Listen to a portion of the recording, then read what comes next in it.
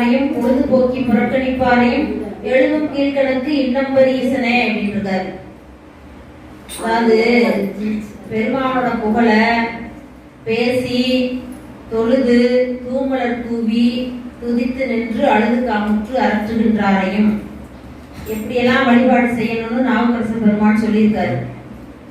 அப்புறம் என்ன பண்ணுவாங்க, வெட்டியா பொழுதுபோக்கி சாமியை புறக்கணிச்சு இருப்பாங்க.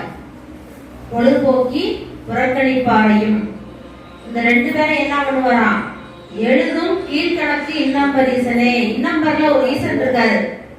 அவர் என்ன பண்ணுவாரு, தினசரி ஒவ்வொரு ஆன்மாக்களும் என்ன செய்யுது அப்படின்னு எழுதிக்கிட்டே இருப்பாரு கணக்கு. அது போல இன்னைக்கு நம்ம எல்லாம் சொல்றோம்ல, சித்திரகுப்த நாயனார் கணக்கு எழுதுறாரு, சித்ரா பௌர்ணமி வரப்போகுது, அதுக்காக தான் நம்ம பெரியவங்க அப்படி சொல்லியிருக்காங்க. கணக்கு எழுதுவாரு சாமி, நீங்க என்ன செய்வீங்களோ அதெல்லாம் உங்க கணக்குல பாவ கணக்கு புண்ணிய கணக்கு. அந்த பாவம் புண்ணியத்தை வச்சுதான் நமக்கு இன்பமும் துன்பமும் வரும். பாவம் புண்ணியம் இன்பம் துன்பம் மாத்தி மாத்தி நமக்கு அதை வச்சுதான் வரும் நம்ம செய்யற. அதனால நமக்கு என்ன துன்பம் வந்தாலும் நம்மளோட வினையின் காரணமா தான் வரும். நன்றும் தீதும் பிறரால வராது, நம்மளாலதான் வரும்.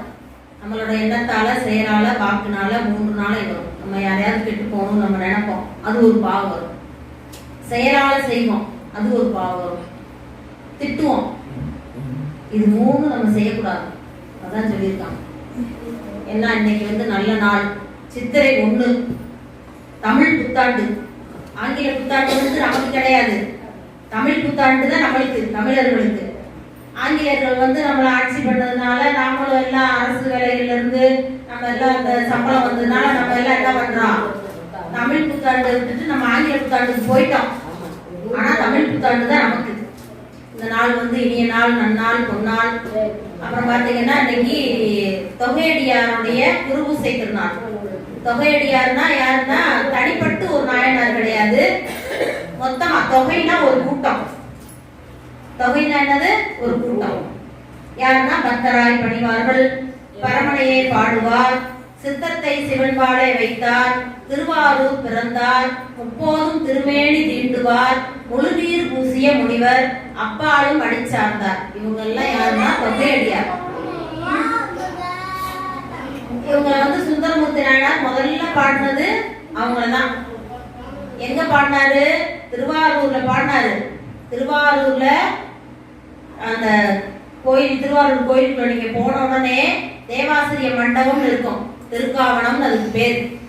அங்க விரண்மீண்ட நாயனார் அடியார்களோட அங்க இருக்காரு. அப்படி இருக்கும்போது சுந்தரமூர்த்தி நாயனார் என்ன செய்யறாரு, திருவாரூர் கோயிலுக்குள்ள அடியார்களை பாக்குறாரு. அடியார்களை பார்த்தோன்னே நம்ம என்ன செய்யணும், வணங்கணும், திருச்சிற்றம்பலம் சொல்லணும். அதெல்லாம் நிறைய சொல்லுது நம்ம பெரிய புராணம். நம்ம அதெல்லாம் செய்ய மாட்டோம். திருச்சிற்றம்பலமாவது குறைஞ்சபட்சம் நம்ம சொல்லணும். இவர் என்ன செஞ்சாரு, மனதுக்குள்ள நினைச்சாராம், இந்த அடியார்கள் நடுவில் இருக்கும் நாள் என்னாலோடு நினைச்சிட்டு உள்ள போயிட்டாரு. திருவாரூர் கோயிலுக்குள்ள போய் தியாகராஜ பெருமான வழிபாடு செய்ய போயிட்டாரு. அப்ப விரண்மீண்ட நாயனார் என்ன பண்ணாராம், அடியார்களோட இப்படி ஒரு கூட்டமா இருந்தாரு. அந்த திருக்காவணம் தேவாசிரிய மண்டபத்துல பார்த்தாரு. பார்த்தோன்னே இந்த வணங்காம போயிருக்கானே சுந்தரன், அவருக்கு ஒரு கோபம் வந்துருச்சு. அடியார்களை வணங்கக்கூடிய பண்பு கூட இல்லாம வணங்காம போயிருக்கான் அப்படின்னு சொல்லிட்டு என்ன பண்ணாரு, இந்த சுந்தரனும் பிறகுனா வேண்டாம் புறக்கணிக்கிறேன், சிவபெருமானும் பிறகுனாரு. ஏன், இந்த சுந்தரரை தடுத்தாட்கொண்டு தன்னோட தோழனா தன்னோட நண்பனா வச்சுக்கிட்டாருல. யார வச்சிருக்காரு, சுந்தரமூர்த்தி நாயனார நண்பரா வச்சிருக்காரு சிவபெருமான். தடுத்தாட்கொண்ட சிவபெருமானும் வேணாம், இந்த சுந்தரனும் வேணாம். சிவபெருமானும் பிறகு சுந்தரனும் பிறகுன்னு சொன்னாரு. உடனே இந்த சுந்தரர் அங்க உள்ள இருந்தாரு, போய் வழிபாடு பண்ணிட்டு இருக்காரு உள்ள. அப்ப சொன்னாரா சாமி, அடியார்கள்லாம் கோபமா இருக்காரு, விரண்மீண்டர் இந்த மாதிரி கோபமா இருக்காரு, நீ போய் அங்க அடியார்களை பாடு. இவர் அவதாரமே அதுக்காக தான். எல்லாருமே என்ன செஞ்சாங்க, இறைவனை மட்டுமே பாடினாங்க, அடியார்களை யாருமே பாடல. அடியார்களை பாடணும் அப்படிங்கிறது தான் சிவபெருமானோட நோக்கம். ஏன்னா அடியார்கள் தான் இருக்கணும், அடியார்கள் உள்ளத்தெல்லாம் இறைவன் இருக்காரு நம்ம எல்லாம் சொல்றோம்ல. அப்ப அடியார்களை பாடணுங்கிறதுனாலதான் கைலாயத்துல இருந்தவரை நந்தவனத்துல இருந்த பெண்களை பார்க்க வச்சு நீ பூலோகத்துக்கு போன்னு பிறக்க வச்சு அவரை பாட வைக்கிறார். இப்ப வந்துருச்சா கரெக்டா? இப்ப என்ன பண்ணாரு? கோபமா இருக்காரு, விரண்டார் அடியாரெல்லாம் கோபமா இருக்காரு. நீ அங்க போய் தில்லைவாழ் அந்தனர்தம் அடியாருக்கும் அடியே அப்படின்னு அடி எடுத்து கொடுக்குறாரு. சுந்தரமூர்த்தி நாயனாருக்கு 2 தடவை அடி எடுத்து கொடுக்குறாரு. எங்க திருவண்ணைநல்லூர்ல ஒரு தடவை பித்தான் அடி எடுத்து கொடுக்குறாங்க. என்ன சொல்லி பாடுவேன்? திருமணத்தப்ப தடுத்து ஆட்கொண்டு போறாருல, வழக்கு பேசி ஓலையை காமிச்சு அப்ப கேட்கிறாரு நான் என்ன சொல்லி பாடுறது அப்படின்னு பித்தான் அடி எடுத்து கொடுக்குறாரு. இப்ப என்ன சொல்றாரு? தில்லைவாழ் அந்தனர்தம் அடியாருக்கும் அடியேன் அப்படின்னு அடி எடுத்து கொடுக்குறாரு. அந்த முதல்ல தில்லைவாழ் அந்தனர்கள் அவங்க ஒரு கூட்டம், தொகையடியார் அவங்கதான் அந்த தில்லையிலிருந்து நடராஜ பெருமான 30 திருமேனி தீண்டி அவங்க பூஜை பண்ணக்கூடியவங்க. அதனால இந்த நாள் வந்து தொகையடியாரோட குருபூசை நாள்.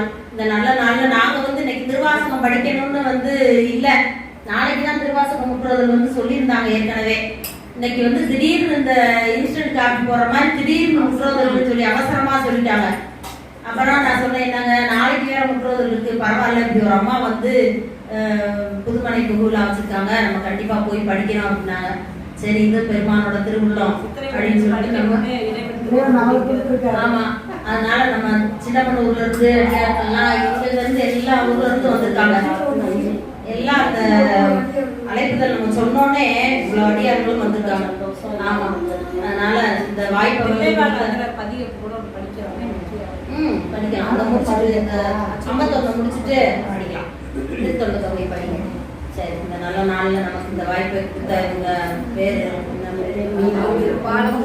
பாலமுருகன் மீனா அவங்க இல்லத்தாருக்கும் மற்றும் அவங்க உற்றார் உறவினர் அத்தனை பேருக்கும் கலந்து கொண்ட அடியார் பெருமக்களுக்கும் எல்லாம் வல்ல தில்லை கூட்டபிரான் எல்லா வளங்களும் எல்லா நலன்களும் அருமாறு நாம் விண்ணப்பம் வைத்துக் கொண்டு அடுத்த திருப்பதிகம் அச்சோபதிகம்